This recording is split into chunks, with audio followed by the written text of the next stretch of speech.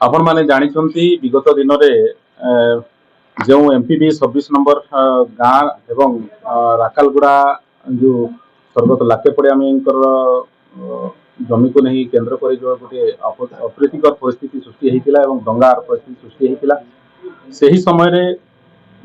मुख्यमंत्री मोहन शरण माझी तरफ सेठारे अनुकंपा राशि 75,000 घर क्षति बाबदकू एवं दुकान घर क्षति बाबदकू 20,000 टंका घोषणा करथिले सही राशि को वर्तमान वृद्धि करी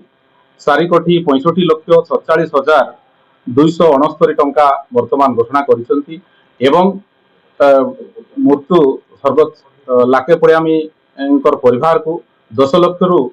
20 लाख टंका सहायता राशि घोषणा करिसंती सेतिपई आज आमे भारतीय जनता पार्टी टीम मालकानगिरी तरफ मुख्यमंत्री को अशेष अशेष धन्यवाद दौचु टीम रो भारतीय जनता पार्टी रो मालकानगिरी जिला टीम तरफ अनुरोध करी अनुरोध को रक्षा करी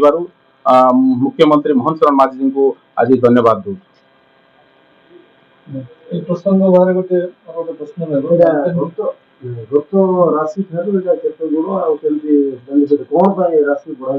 देखु गत राशि ठारू या 4 गुण अधिक किंतु गत राशि जो